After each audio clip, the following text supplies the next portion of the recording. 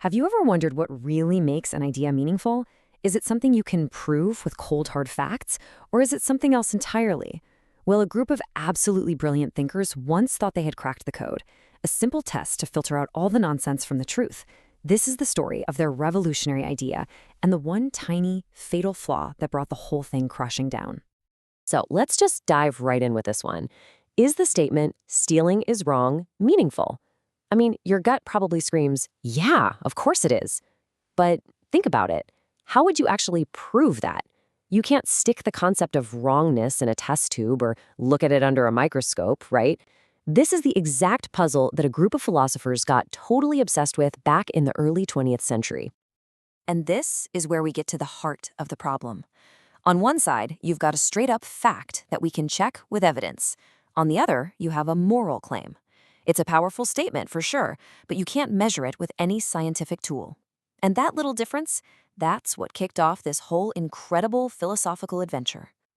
So these thinkers set out on a huge quest to create one single rule, a kind of ultimate filter, to sort every statement we could possibly make into two simple piles: meaningful and, well, meaningless nonsense.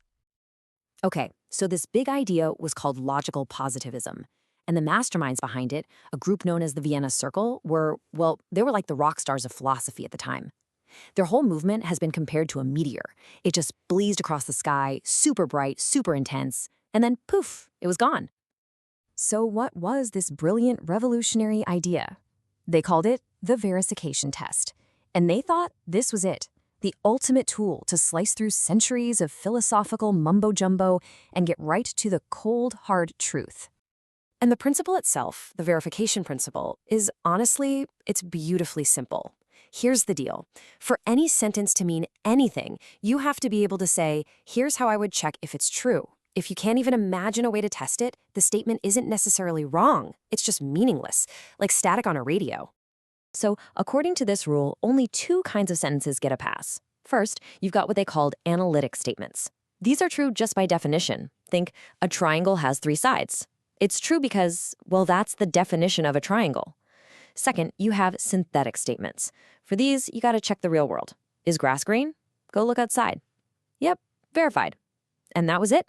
Anything else? Ethics, art, religion, all of it? Considered meaningless. But yeah, you probably saw this coming. They hit a snag, like right away.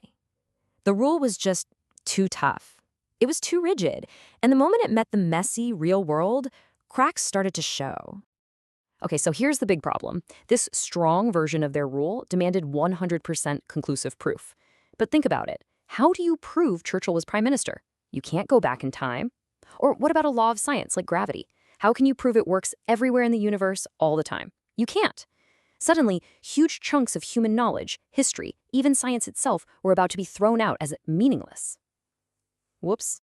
This was such a big problem that even one of the top guys, A.J. Ayer, had to basically raise his hand and say, hold on a second. He pointed out that almost nothing we say about the real world is ever 100% proven. It's all just a probable hypothesis. I mean, that's a massive backtrack. So, to save the day, Ayer came up with a patch. He called it weak verification. The idea was, okay, maybe you don't need to prove it for sure. You just need to be able to say what kind of evidence would make it likely or probable. This was a really clever move, trying to make the whole system more flexible. And the perfect example for this is the moon. Back in the 1930s, nobody had a clue what was on the far side of the moon. But saying there are mountains on the far side of the moon was still a meaningful statement. Why? Because even then you could imagine how to check. You'd, build a rocket, fly around it, and take a look. And that's exactly what happened decades later. So this weak version seemed like it had saved the theory. It was patched up, but only for a little while, because there was a much, much deeper problem, a fatal flaw hiding in plain sight. And this is where the whole thing just implodes. So here it is, the question that brings the whole house of cards down.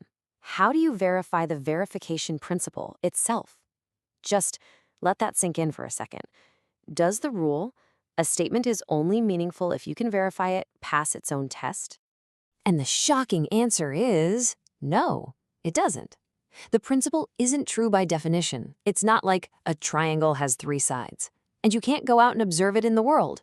So, by its very own rules, the verification principle is meaningless. It literally self-destructs. Game over. And if that wasn't enough, there was another giant problem. Even the weaker version still kind of broke science. Take a basic scientific law. Sodium plus chlorine makes sodium chloride, table salt. That's supposed to be true everywhere, right? But you can never, ever test every single atom of sodium and chlorine in the entire universe, so you can't conclusively verify it. The biggest irony here is that this whole philosophy, which was built to celebrate science, ended up saying that science's own fundamental laws might be meaningless. Wow. Okay, so if the verification principle is a bust, where does that leave us? What is meaning then? Well, the collapse of logical positivism didn't kill the question. Far from it. It just blew the doors wide open for new ways of looking at the whole thing. A philosopher named John Hick came up with this really great parable to explore this. Picture this. You have two people, and they're walking down the very same road. One of them is convinced that this road leads to an amazing, beautiful, celestial city. The other one, they think the road just ends, leads to absolutely nowhere. Now, along the way, they both go through the exact same things. Sunny days, tough storms, all of it. But for the believer, every hardship is a trial to strengthen their faith. Every good moment is a sign they're on the right path. For the skeptic, it's all just random chance. Good luck, bad luck. See? Their beliefs totally change the meaning of their journey, even though the facts of the road are identical. And here's Hick's big point. The belief is meaningful because eventually it can be verified.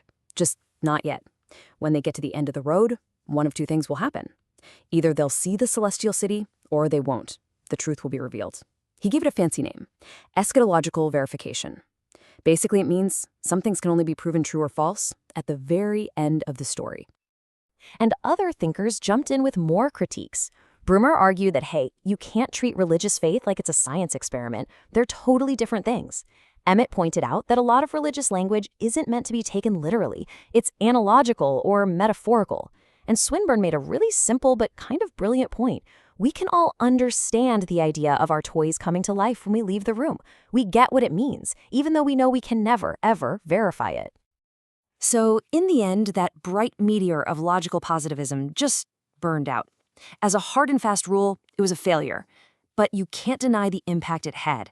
That bright flash forced philosophers, and really all of us, to look way more closely at our own language, at our ideas of truth, and to ask what really, truly makes our beliefs meaningful. Which brings us back to you. If a simple scientific test for meaning doesn't cut it, what does? When you can't prove something in a lab, what is it that gives meaning to your belief in things like justice or love or purpose? Yeah, that's a question that's definitely worth thinking about.